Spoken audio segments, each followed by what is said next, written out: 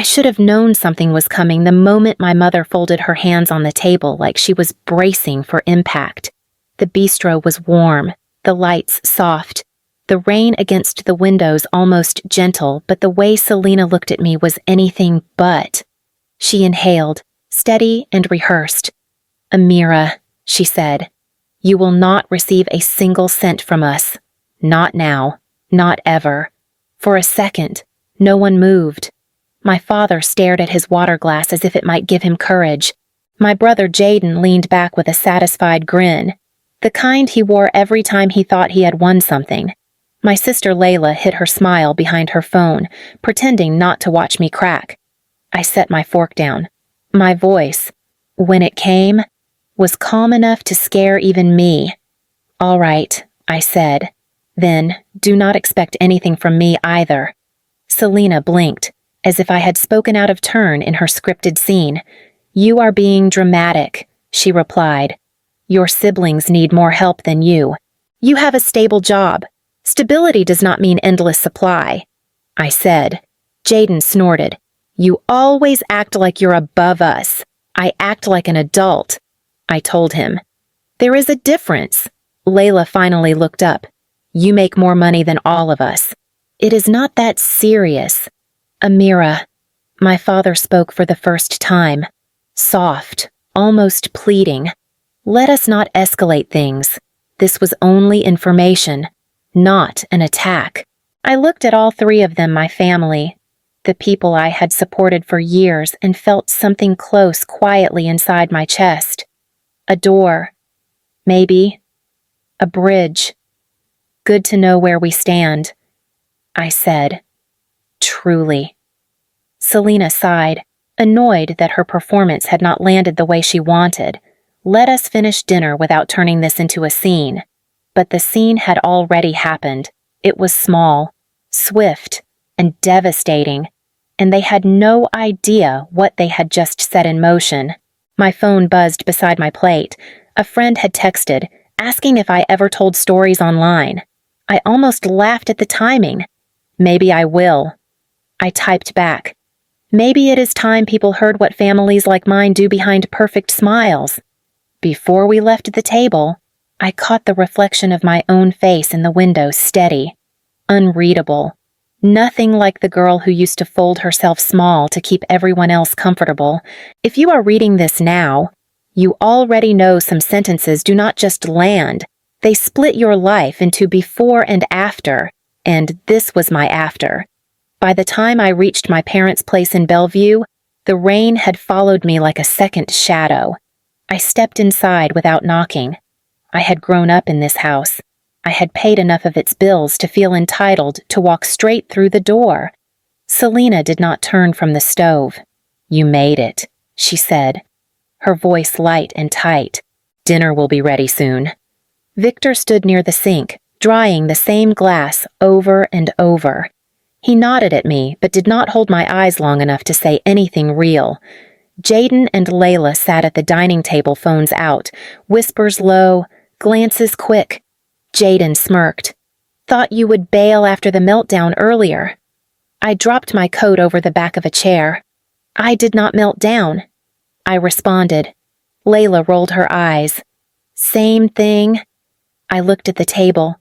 Linen napkins, polished glasses, candles lit even though it was just us.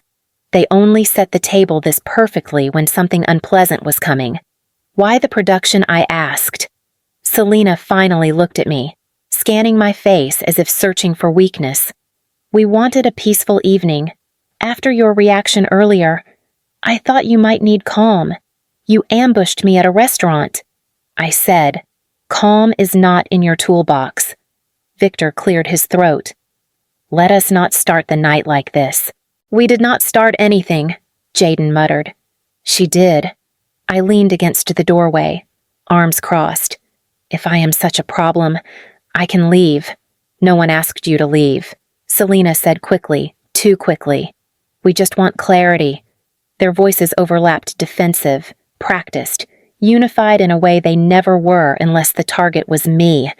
I watched them, all three, and the truth settled heavy in my chest. Whatever they planned tonight had been decided long before I walked through the door, and none of it, absolutely none of it, was meant for my good. Dinner had barely begun when Selena reached for the envelope beside her plate. It was thick, legal-looking, the top corner creased from being handled too many times. She rested her palm on it like she was laying claim to something. "We have an update," she announced. "Your father and I finalized the will this afternoon." Jaden straightened in his chair. Layla tucked her phone away with a practiced, eager flick. Victor stared at his plate as if praying for invisibility. I kept my voice steady. "Why tell me now?" Selena slid the envelope toward me. "Transparency. We do not want confusion later." Jaden's grin gave away everything before she said a word. Selena folded her hands. "The house in Bellevue, the cabin near Wenatchee, and what remains in savings around $82,000 will go to Jaden and Layla." My fork hit the plate softly. "All of it." "You are financially comfortable," Selena said. "You make more than $90,000 a year. Your siblings need stability." I laughed once, quietly. Stability. I paid the mortgage for 3 years. Victor winced but did not speak. I continued, heat rising in my throat. "I paid $10,400 per semester for Jaden's degrees, all 3 of them.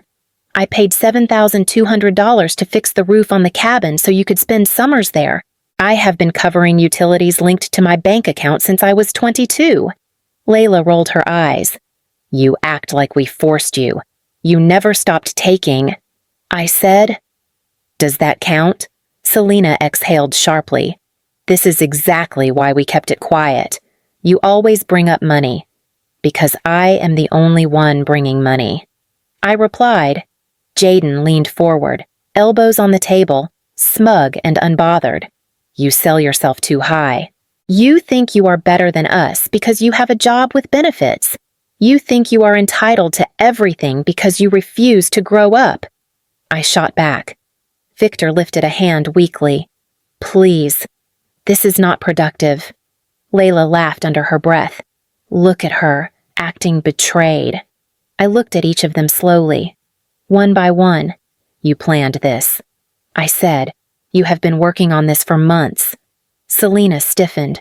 "What exactly are you implying that you did not wake up today and randomly decide to cut me out?" I answered. "This was deliberate." Silence spread across the table like spilled oil. Jaden broke it. "You were never going to stay connected to this family anyway. You live in Seattle. You travel. You think you are too good for us." Mom and Dad just finally admitted it. The words did not hurt in the way he meant. They hurt because they confirmed something I had ignored for years. Selena stood, smoothing her blouse.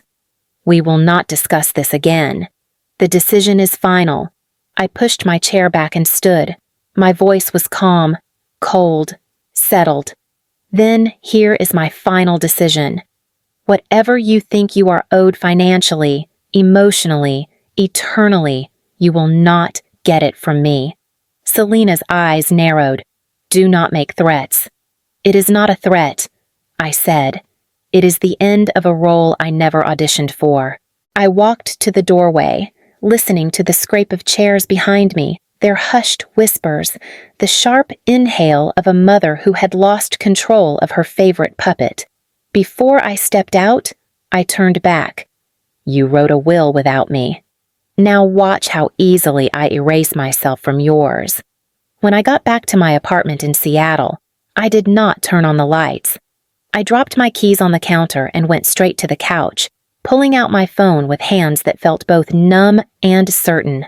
The banking app loaded slowly, almost reluctantly, as if it knew what was coming. There they were, lines and lines of recurring payments I had ignored for years: house support, cabin maintenance, utilities, Jaden tuition transfer, Layla business expenses, all neatly organized, all draining me piece by piece. I tapped the first one, cancel, confirm. The second one, cancel, confirm. The third. My phone buzzed before I could hit confirm. Selena's name lit up the screen. I answered. Her voice came sharp, already raised. What do you think you are doing? Ending something I should have ended years ago. You do not get to make decisions like this alone, she snapped. This affects all of us. It only affected me, I said. I was the one paying. You owe this family. Amira. No, I said, steady. I carried this family. There was a long, hot silence before she hissed. You are acting like a child. We will talk tomorrow when you come to your senses. She hung up. I canceled another payment. A second buzz, Jaden. The moment I answered, he launched into it.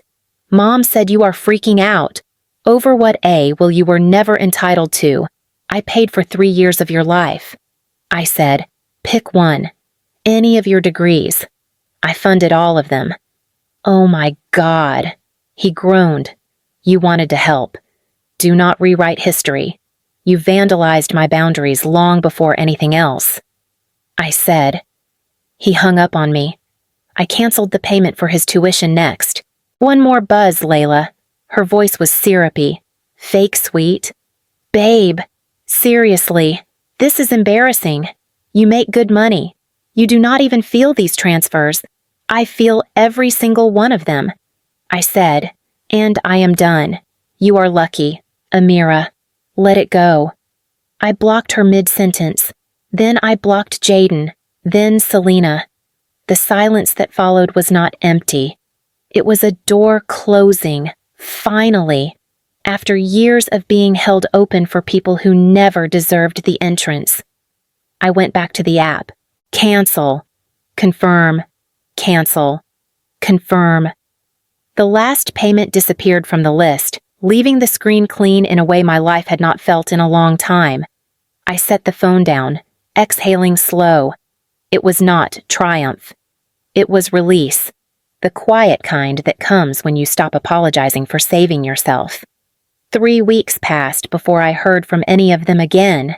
Then a group text from Selena lit up my phone just after 6 in the evening. Family meeting, tonight. No excuses, no greeting, no explanation, just a command. I stared at the message for a long moment before typing one word back. Fine. When I pulled into the driveway in Bellevue, Jaden's car sat crooked across the pavement like he had arrived in a hurry. Layla leaned against the porch railing, arms crossed, scrolling her phone. She barely looked up. Inside, Victor stood near the entryway, hands shoved in his pockets. He gave me a strained nod.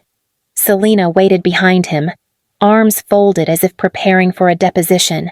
Thank you for coming, she said, clipped and formal. I did not come for you.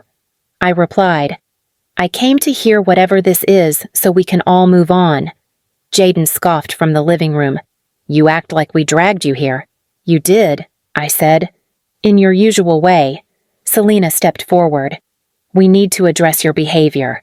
Canceling every payment without warning, I warned you. I cut in.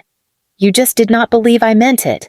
Layla finally spoke, her tone dripping with annoyance. You made everything harder. You know that, right? We are all dealing with the fallout. Your fallout is not my responsibility. Victor lifted a hand, voice gentle but empty. Let us keep the peace. We are still family. That word is doing a lot of work right now, I said. Jaden pushed off the couch, jaw clenched. You think you can walk around acting like you are better than us? Then cry victim when we call you out. I am not crying, I said. I am watching all of you react to losing free labor. Selena's eyes narrowed. We asked you here so we could repair this. No, I answered. You asked me here so you could put me back in the role you are comfortable with. Their silence confirmed it. I looked at each of them one more time. This meeting, I said, is not about repair. It is about control, and you are losing it. I turned toward the door. None of them followed. I returned from a 2-day work trip to Denver with nothing on my mind except sleep. My suitcase rolled unevenly behind me as I walked down the hallway of my building, but halfway to my door, I stopped. Something was wrong. A sharp chemical smell hung in the air. Not strong, but foreign like insulation material or paint left open too long. Then I saw it. My door looked swollen, the frame bulging outward as if something underneath had tried to escape and failed. A pale yellow crust clung to every seam, hardened and uneven, expanding foam. For a moment, I simply stared, not shocked, not panicked, just still. Then I reached out and touched it, solid, dry, set. Someone had sealed my home shut. I did not think. I did not speak. My breath moved in and out in a slow, controlled pattern that felt dangerously calm. I called building management. The supervisor arrived first, a tired man with weary eyes. He examined the frame with a small flashlight. "Well," he muttered, "someone really wanted to keep you out." I nodded. "So it seems." A locksmith came next. He scraped and chipped and pried at the foam for nearly 2 hours, pieces of hardened insulation raining onto the hallway floor like brittle yellow confetti. When the door finally groaned open, he stepped back. "You should file a report," he said. "This is not a prank. This is damage." "I know," I answered quietly. Inside, I dropped my suitcase and went straight to my laptop. The hallway camera feed was stored on the building's shared server. I pulled up the file from the night before, fast-forwarding until movement flickered across the screen. There he was, a hood pulled low, a mask covering his mouth, gloves on his hands. But the rest, the slouched posture, the restless foot-tapping, the way he checked his phone every few seconds was unmistakable. Jaden. He shook the can of foam, grinning as he coated every inch of my door frame. At one point, he stepped back to admire his work like he had created art. Then something else caught my eye. In the corner of the frame, barely visible, was a familiar silhouette parked at the far end of the lot. My mother's car, headlights off, engine running. She had driven him here. I did not stop the video. I did not rewind. I simply hit save. The air in my apartment felt tight, but not with fear, something clearer, sharper. The last thread inside me, the one that kept trying to tie us back together, finally snapped. I called one person. Aunt Naomi picked up on the third ring. "Amira," she said, "you sound different. I need you to come over." I said, "Now." She arrived 20 minutes later in slippers and a cardigan, her face tense even before I spoke. I showed her the door, then the footage. She watched the entire clip without interrupting. When it ended, she exhaled slowly. "They crossed a line," she said. "They always do." "No," she corrected softly. "This time, they crossed into something you cannot excuse." I looked at the frozen frame on the screen. Jaden laughing, Selena's car in the shadows. Naomi rested a hand on my shoulder. "You have to protect yourself now. They made the choice for you." I nodded once, and with that, the next part of my life began not with rage, but with clarity sharp enough to cut through everything that came before. The next morning, I walked into the downtown precinct with the video saved on my phone and the weight of an old life slipping off my shoulders. Filing a report was simpler than I expected. The officer at the desk watched the footage twice, his brows pulling together. "This is vandalism," he said plainly, "and intentional. You did the right thing coming in." I nodded. "I am not trying to get anyone arrested. I just need it on record." He tilted his head, studying me carefully. Sometimes a record is exactly what keeps things from escalating. Escalating. The word sat in my chest like a stone. When I stepped outside, the air felt colder than it had when I entered. My phone buzzed before I even reached my car. "Selena," I answered. Her voice snapped through the speaker, sharp and breathless. "How dare you file a police report against your own brother? He vandalized my home," I said. "It was not an accident." "You are exaggerating," she insisted. "Jaden was emotional. You provoked him. I was in Denver." I said, I provoked nothing. You dropped that report, she demanded. Do you understand this family cannot handle a criminal charge? I did what I had to do. You are unbelievable, she hissed and hung up.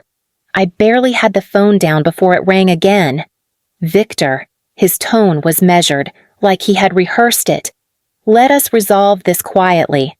There is no need to involve law enforcement. It is already involved, I said.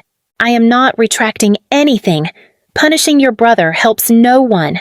I am not punishing, I said. I am protecting myself. His silence lasted long enough to count breaths before he hung up too. A third call. Jaden. The moment I answered, he exploded. You think you can ruin my life over a joke? It was not a joke. You always act like some martyr, he shouted. You think you are safer without us. Fine, be alone. I already am, I said quietly. He tried to yell over me, but I hung up first. A fourth call came in Layla. I let it ring. She tried again. And again. I answered on the fourth try. Her voice trembled, pretending to cry. Amira, this could follow Jaden forever. Please, just take it back. He should have considered forever before acting. You are heartless, she whispered. And you are predictable, I said. I blocked her the moment the call ended. Later that afternoon, Victor called again with no preamble. What do you want? It was the first honest sentence he had said in years. Reimbursement for the damage. I said, all of it. That is absurd. That is the number, I said. Or the report stays exactly where it is. He muttered something low, defeated, and hung up. The transfer arrived the next morning, $1,500. The memo read, settlement. I stared at the screen until it blurred. It was not satisfaction that filled me, not revenge, not triumph. It was the first clean breath I had taken in years, and I was not done breathing yet. For the first time in my adult life, the Dalton household was not my responsibility. Their calls stopped after Victor transferred the money, as if paying $1,500 had drained whatever righteousness they believed they had left. But the quiet that followed did not settle. It shifted, deepened, rearranged itself inside the empty spaces they used to occupy. 2 days later, my phone buzzed again. I considered ignoring it, but the caller ID Selena pressed something old and familiar in my chest. I answered. Her voice was sharp, strained. I hope you understand what you have done to this family. You mean holding someone accountable, I said. Yes, I understand. You have destroyed us. She spat. Jaden will live with this stigma forever. He is an adult, I said. He made a choice. He can live with its consequences. Her breath caught, brittle and furious. We took care of you for years. You controlled me for years. I replied. There is a difference. She inhaled sharply. Do not twist things. I am not twisting anything. I said. You are just not used to hearing the truth spoken back. Silence. Long. Cracking at the edges. Then she said, almost trembling with restrained rage, We will never forgive you for this. I stopped expecting forgiveness from you a long time ago, I said, and ended the call. The next morning, Aunt Naomi knocked on my door without warning. When I opened it, she held 2 containers of soup and a frustration that did not belong to her. She set the soup down and crossed her arms. I talked to your mother. I winced. I am sorry. Do not be sorry, she said. She did not call to reconcile. She called to recruit me. That sounds right. She said you were spiraling and punishing the family. I told her she should be grateful you have not changed your number yet. I let out a breath, half laugh, half ache. Thank you. Naomi softened. You are not alone. Amira, they are loud and selfish and dramatic, but they are not the whole world. You get to build a life they do not get to ruin." Her words lodged somewhere deep inside me. I nodded. When Naomi left, I realized something strange. My phone had not buzzed since her knock. No messages, no guilt-laced monologues, no demands framed as love. The emptiness was not threatening. It was space. Real space. In that space, I began moving differently. I worked longer hours, not because I needed escape, but because the work no longer felt heavy. My manager pulled me aside after a client meeting. "You have been sharper lately," she said. "Clearer. Focused. I want to put you on a leadership track." I swallowed a tight surge of emotion. "Thank you. I would like that." My evenings changed too. I cooked actual meals instead of eating whatever was fastest. I slept through the night without waking to phantom notifications. I opened the curtains more often. It felt like the apartment was exhaling with me. A week later, the settlement money sat untouched in my account. Not because I was saving it, because it felt symbolic. A small, precise repayment for years of imbalance. I used part of it to book a 3-week trip to Italy, Florence, Siena, Lake Como. No justification, no permission, no guilt. Naomi texted the moment she heard. Go, breathe, enjoy something that has nothing to do with them. And for the first time in years, I felt ready to do exactly that. The silence they left behind was not a void. It was the beginning of a life they no longer controlled. Italy gave me something I had forgotten, existed quiet that did not demand anything from me. I walked through Florence at sunrise, sat on stone steps in Siena eating gelato for breakfast, and watched the water in Lake Como move like it had no concept of urgency. No one knew me there. No one wanted anything. No one took. On my second weekend, I joined a small hiking group along a ridge overlooking the lake. That was where I met Adrian Park, a Korean-American architect from Chicago who spoke with a calm certainty I had never seen in a man before. He matched my pace without crowding it. "You here alone?" he asked, adjusting the strap of his backpack. "Yes," I said, for the first time in a long time. He studied me for a moment. "You look like someone who finally stopped apologizing for taking up space." I let out a breath I did not realize I had been holding. Maybe I did. We walked in comfortable silence for a few minutes until he added, "Whatever you left behind, I hope it stays behind." I nodded. "It will." There was no tension in his voice, no expectation, just understanding the kind that does not ask for proof. And somehow, that alone made me feel lighter. When I returned to Seattle 3 weeks later, the air felt different. Not because the city had changed, but because I had finally stopped shrinking inside it. I unpacked my suitcase, placed the small souvenirs from Italy on my shelf, and sat on my couch, my home, my life, my space. My phone buzzed with a notification from the platform where I had started sharing these moments and pieces of my story. People were reading, relating, healing beside me. If you have followed me this far, you already know this is not a story about breaking a family. It is a story about refusing to break for one. And if any part of this feels familiar, tell me where you are listening from. You are not alone.